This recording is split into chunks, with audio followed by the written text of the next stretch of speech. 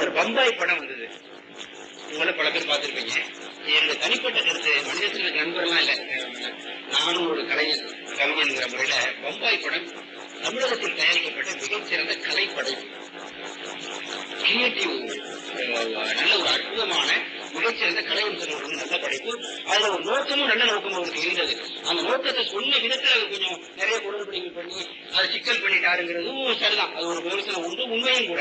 ஆனா மனிதத்தினத்துக்கு அவர் ஒரு பிராமணர், அதனால இந்து மதத்தை கொஞ்சம் தூக்கலா இருக்கணும் காட்டியிருப்பாரோ அப்படின்னு அவருக்கு உள்நோக்கம் கற்பிப்பது சரியில்லைன்னு நான் நினைக்கிறேன். அப்படி உள்நோக்கம் கற்பிக்கிறவர்களும் உண்டு, அது ஒரு புடை சார்பு, ஒரு புடை விமர்சனம் வருது. நான் அங்க போக விரும்பல. ஆனா படத்தை ஒட்டுமொத்தமாக சினிமா ரசிகர்கள் என்ற முறை உட்கார்ந்து நான் பார்க்கிற போது தமிழ்ல ஒரு அற்புதமான கலைப்படைப்பு. அந்த கதாபாத்திரங்களை உருவாக்குவதற்கு அவர் எடுத்திருக்கிற முயற்சி இருக்கிறதே தலைவணங்கி ஏற்றுக்கொள்ள வேண்டும். இன்னைக்கு இந்தியாவில் இருக்க மிகச்சிறந்த இயக்குநர்கள் அவர் ஒருத்தர். முருநாள்சன், அந்த சத்யஜித்தை வரிசை வைத்து பேசப்படத்தக்கவர் என்று வடநாட்டு பத்திரிகைகளை ஒரு மனித கருத்தை எழுதுகிறார். நல்ல அருமையா கொடுத்தாரு. இந்து மத இஸ்லாமியத்தினுடைய ஒற்றுமையை இப்படி அடிச்சுட்டு சாவனான இந்த மனிதன் மதம் என்பதன் பெயரால் மனித உயிர்கள் பறிமுதல்கள் என்ற அவருடைய அக்கறை, அழுத்தம், ஆத்திரம் காட்சிக்கு காட்சி வெளிப்படும். இதுல இந்த இந்து மத குழந்தையும் இஸ்லாம் குழந்தையும் சேர்ந்து கைகோத்து ஒன்னா சேர்ந்து ஒரு இடத்துல உங்களுக்கு நினைவுக்கும் காட்சியை நினைவுக்கும் நினைக்கிற அதிகமாக நான் தெரிவிக்க விரும்பவில்லை. அப்ப அடிச்சு கொள்றதுக்காக 2 மத தீவிரவாதிகள் ஓடி வருவாங்க. அறிவாள இங்க தமிழ்நாட்டுல வெட்டப்பட்ட காட்சி பாத்தீங்கன்னா தெரியாது. இந்த படத்தை நான் சிங்கப்பூர்ல பார்த்தேன். சிங்கப்பூர்ல தான் எனக்கு பம்பாய் கிடைச்சது. அப்போ ஓடி வரும்போது 2 பக்கம் ஓடி வரும்போது இந்த குழந்தைங்க 2 செய்யும் ஓடி ஒழிஞ்சு தப்பிச்சிடும். நாம பார்க்கிற நமக்கெல்லாம் அந்த குழந்தைகளை கொண்டு வாங்களோ, இஸ்லாமிய தீவிரவாதிகள் ஓடி வராங்க, இந்து தீவிரவாதிகள் ஓடி வராங்க. அந்த குழந்தைகள் தப்பிச்சு தேட்டரே கை தட்டும், அரங்கமே கை தட்டும். உடனே 2 குழந்தைய சொல்லுவோம், தப்பிச்சிட்டோமா அப்படின்னு அட்பான்னு 2 குழந்தைய அப்படியே பார்த்து நமக்கெல்லாம் உயிர் வரும். உடனே 2 குழந்தைய சொல்லுவோம், மத்தவங்களுக்கு ஒரு சாமி இருக்கு, நமக்கு 2 சாமி இருக்குல்ல, ஒன்னு அல்லாவும் காப்பாற்றுவாரு, இந்த சிவனும் காப்பாற்றுவாருன்னு சொல்லுவோம். எல்லாரும் கை தட்டுவாங்க. மத ஒற்றுமையை வெளிப்படுத்துவதற்காகத்தான் மனிதர்களோட பண்ணியிருக்காரு நான் நினைக்கிறேன். இந்த ஒரு காட்சியை காரணம் காட்டியே பம்பாயில் அப்புறம் இந்துக்கும் இஸ்லாமுக்கும் பிறந்துருச்சுங்கிறதுக்காகவும் இந்த மதத்தை, இந்த படத்தை தடை செய்ய வேண்டும் இந்தியா முழுக்க இஸ்லாமிய அமைப்புகள் தீவிரமாக போராடின. அது மட்டும் இல்ல, அன்பு சகோதரர் மணிரத்னம் அவர்களுக்கு சென்னையில என்ன கதி நடந்ததுன்னு தெரியும்.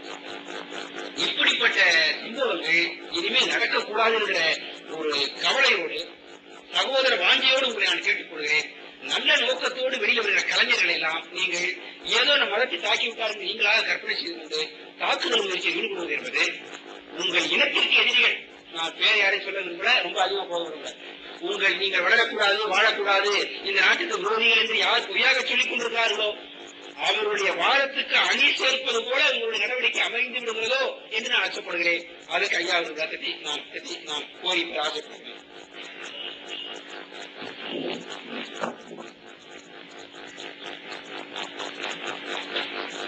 பொதுவா சினிமாவெல்லாம் பார்க்கறது இல்லை. ஆனா பம்பாய் படத்தை பார்த்தேன். தனியாவும் போகல, 10 பேர் அழைச்சிட்டு நண்பர்களோட போய் ஏன்னா இதை விமர்சிக்கிறாங்க இல்லையா, இது என்னன்னு தெரிஞ்சுக்கிறதுக்காக பார்த்தேன். விமர்சிக்கிறதுக்கு என்ன தெரிஞ்சுக்கிறதுக்காக வேண்டி நானும் அதில் ஒரு நண்பர் உதவியா நாங்க எல்லாரும் சேர்ந்து போனோம். இதுல என்ன விஷயம்னா, மனித நேயத்தையும் மத நல்லிணக்கத்தையும் காட்டக்கூடிய படம்னு சொன்னாங்க. திரைப்படம் என்பது உண்மையிலேயே மனிதர்களுடைய உள்ளங்களை ரொம்ப ஈர்க்கக்கூடியதா இருக்கு. அந்த மாதிரி ஒரு பெரிய பாதிப்புகளை ஏற்படுத்துது. அதுல சொல்றது உண்மைதாங்கிற அளவுக்கு மக்கள் நினைக்கிறாங்க.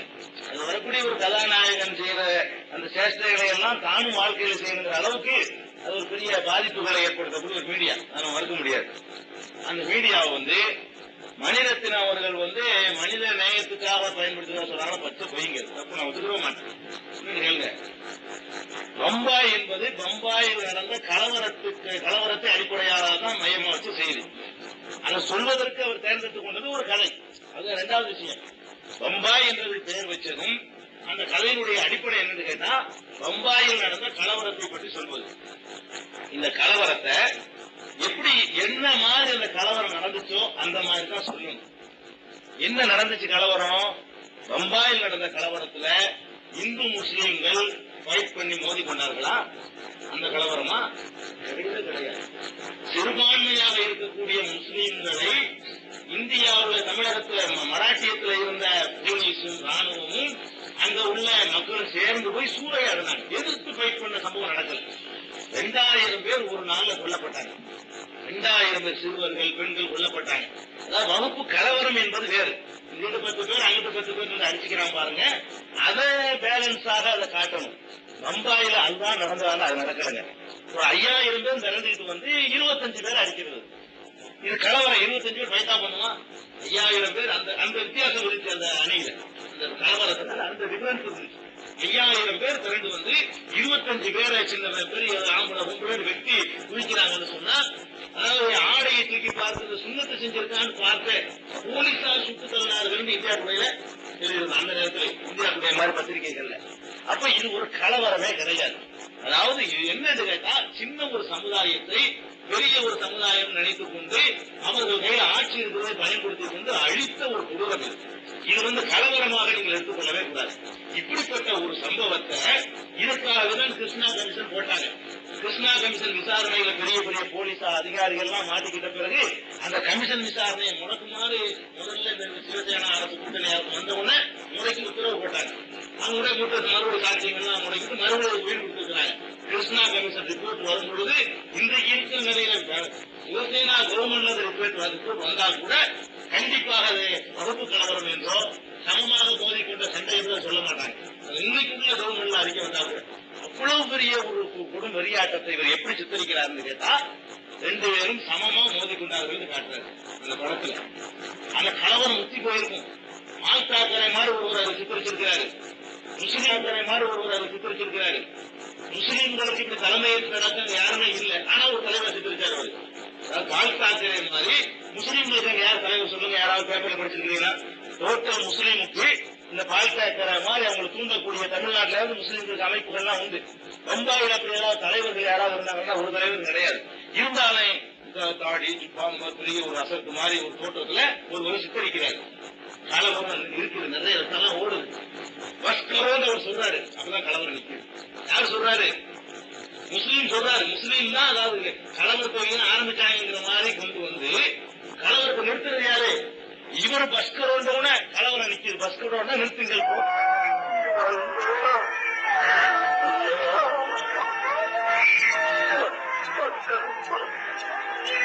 அப்பதான் கலவரம் நிற்குது. யாரு சொல்றாரு? முஸ்லீம் சொல்றாரு. முஸ்லீம் தான் அதாவது கலவரத்தை ஆரம்பிச்சாங்கிற மாதிரி கொண்டு வந்து கலவரத்தை நிறுத்துறது யாரு? இவரு பஸ்கரோன்றவன கலவரம் நிற்குது. பஸ்கரோன்னா நிறுத்துங்கள் போதும் இருக்கும்.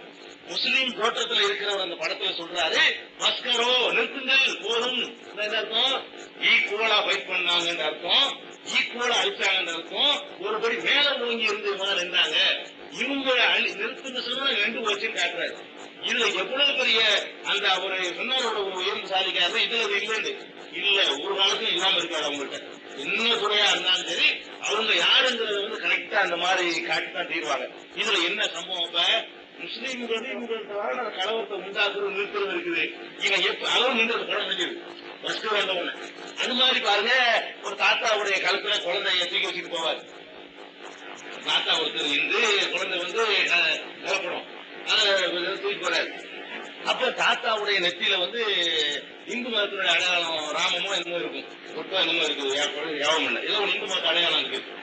அப்ப வர்றாங்க, ஒரு கூட்டம் வருது. அந்த கூட்டம் யாரும் ஒரு அடையாளம் காட்டுறது பாருங்க. கூட்டம் வருதுங்க, வந்தோட குழந்தை வந்து அரிக்குது. அதாவது இந்துங்கிற அடையாளத்தோட போனாலும் வெட்டப்படுங்க காட்டுறாரு. அது என்ன சொல்ல வர்ற அந்த செய்தியின் மூலமா ஒரு தொப்பி போட்டு வரும்போது கலெக்டர் மாதிரி காட்டல, இந்துங்கிற அடையாளத்தோட போனாலேயே கொள்றாங்கன்னு காட்டணுமா. ஒரு கூட்டம் பதிவோட வருது, அந்த கூட்டம் எதுன்னு சொல்ல மாட்டாரு. எப்படி சொல்ல வர்றாரு? நெத்தியில வந்து அப்படி அழிக்குது. எதுக்கு குழந்தை அழிக்குது? இந்த ராமத்தோட போனீங்கன்னா அவனை அழிச்சுக்குவான். இது அடையாளத்தை பார்த்து பார்த்து கொள்றாங்கன்னு ஒரு காட்டுறாரு. இது வந்து வாழைப்பழத்துல ஊசி ஏற்றுற மாதிரி அவருக்கே உள்ள டெக்னிக்ல வந்து இந்த மாதிரியான ஒரு அணுகுமுறையில தான் அவர் சொல்றாரு. ஆக உதாரணம் 20 பேர் எடுத்துக்காருல, 20 எடுத்தவங்க எல்லாம் புத்தக கூட இருந்தாங்க பார்த்தீங்களா? ஒவ்வொருத்தருடைய வரலாறுலையும் கூட போய் சேர்த்து கருணாநிதி எம்ஜிஆரை பிடிச்சி இருக்க உடனே அதுல அது தவறு இது தவறுன்னு சொல்றாங்க. இது ஒரு வரலாறாக நாளைக்கு பேசப்பட கூடாதுங்கிறதுக்காக வேண்டி 20 கூட அவ்வளவு ஒரு பண்ணல. ஒரு பெரிய ஒரு சமுதாயத்துக்கு ஏற்பட்ட இழப்பை மறைச்சு ஈக்குவலா இவன் அடிச்சுக்கிட்டான் அவன் அடிச்சுக்கிட்டான்னு மாத்தினா இதோட ஒரு அழிவு என்ன இருக்குது? ஒரு சமுதாயத்துக்கு ஒரே நாள்ல 2000 பேரை பழி கொடுத்த ஒரு சமுதாயத்துக்கு மீன் அடிச்சு அவன் அடிச்சா சரியா போச்சுங்கிற மாதிரி ஜட்ஜ்மெண்ட் அவனு ஒன்னே அடிச்சான் மீன் அவனை அடிச்ச அது சரியா போச்சு இனிமே சரியா இருந்துக்கிறதுங்கிறதா நீதியா? ஆனா அந்த அளவுக்கு ஒரு காட்டினாரா பால் காக்கறே எந்த மாதிரி போலீசார் எந்த மாதிரி சுத்தாங்களோ போலீசார் கத்துங்கள் போலீசார் உடனே இருந்தாங்க முஸ்லீம்கள் அழிக்கிறது அந்த மாதிரி பிளான் பண்ணி போலீசார் சேர்ந்திருந்தாங்களே மார்க் பண்ணி வச்சுக்கிட்டு இருந்து இந்த கடைகள் எல்லாம் வந்து கொள்ளையடிச்சாங்களே அடையாளம் போட்டு போயிட்டு அதிகாரிகள் மாதிரி வாக்கெடுக்கிற அதிகாரிகள் மாதிரி வந்து மார்க் பண்ணி போட்டு நானே சொல்லல இந்தியா டுடேல சொன்ன அந்த ரிப்போர்ட்டை வச்சு மட்டும் நான் சொல்றேன். அதை விட கூட எங்களுக்கு கிடைச்ச ரிப்போர்ட் அங்க உள்ள பம்பாயில உள்ள முஸ்லீம் சகோதரர்கள் எங்களுக்கு அனுப்பின ரிப்போர்ட் அதை விட சோகமாயமானது. நான் சொல்றேன் நடுநிலையான பத்திரிகையாளர்களுக்கு அந்த ரிப்போர்ட்டை சொல்றேன். மார்க் பண்ணி கொண்டார்கள் மார்க் பண்ண இடங்கள் பூரா கரெக்டா அழிக்கப்பட்டுச்சு. பக்கத்துல 4 கடை இருக்குங்க ஒண்ணு சரியா அடிக்கப்பட்டிருக்கும் 3 ஒண்ணே அடிக்காது. கலங்கரத்துல அடிக்கிறது இவ்வளவு பிராந்து பார்த்தீங்களா? கூட்டத்தோட அடிக்கும் போது எல்லாம் கரெக்ட் மணிக்கு தானே அடிப்பான். இவன் கரெக்டா மார்க் பண்ணி வச்சுக்கிட்டு அடிச்சு சூறையாடுனது இதெல்லாம் இப்படி தலையில சித்தரிச்சார இது தடை செய்யப்பட வேண்டிய ஒரு கருத்து இல்லையா? இது இப்படி மக்கள்கிட்ட பரவி போச்சுன்னா அடுத்த தலைமுறைக்கு எவனுக்கு தெரியும் பம்பாயில உண்மை வரலாறு? கிருஷ்ணா அறிக்கை யாரு சொல்ல முடியும்? யாருன்னு சொல்ல முடியும்? வரலாறுக்கு முடக்கிட்டானா என்ன பண்றீங்க? அப்ப அடுத்த வரலாறுல என்ன இடம்பெறும்? பம்பாயில ஒரு கலவரம் நடந்தது. இங்கிட்ட 2000 பேர் செத்தான் அங்கிட்ட 2000 பேர் செத்தான். முஸ்லீம் அதை தூண்டி விட்டான். அவன் நிறுத்தணும் நின்றுச்சு. நீங்க இன்னொரு பார்வையில அவங்க அந்த ஒற்றுமைங்கிற நல்ல நோக்கத்துல பார்த்திருக்கிறாங்க. நம்முடைய நிலையிலிருந்து பார்க்கல, பாதிக்கப்பட்ட நம்ம சமுதாயத்தினுடைய அந்த இழப்புகள்ல இருந்து பார்க்கல. நீங்க அதை இன்னொரு பம்பாயில் நடந்தது என்ன என்பதை ஐயா அவர்கள் கவனத்தில் வைத்து இன்னொரு போட்டு பார்த்தாங்கன்னா இவ்வளவு வஞ்சகமாக முஸ்லீம்களுக்கு ஒன்னும் நடக்கலன்னு காட்டிட்டு இந்த படம் ஒரு 50 வருஷத்துக்கு இந்த படம் தான் பேச சரித்திரமா இருக்கும். 50 வருஷத்துக்கு இந்த படத்தை பார்க்கக்கூடிய என்ன செய்வான்னா பம்பாயில் அதெல்லாம் ஒண்ணு கிடையாது உங்களுக்கு ஒன்றும் நடக்கல. அவனுக்கு எப்படி இருக்கும்?